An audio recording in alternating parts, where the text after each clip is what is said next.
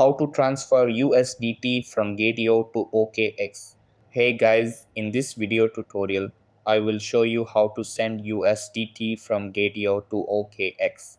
It's a straightforward process, so let's get started. First, log into your Gateo account. Next, go to Assets in the top right menu and select the spot account. Find USDT in your asset list. If you can't find it, use the search bar and type in USDT. On the right side of the USDT entry, click Withdraw. Now you need to select the network. Note that OKX doesn't support the BIP20 network, so I recommend using the TRC20 network. Let's go to OKX to find our TRC20 Usdt vault address. Navigate to Assets in the top right menu. Click on My Assets and then select Deposit. Choose USDT as the crypto and select the TRC20 network. Copy the wallet address provided.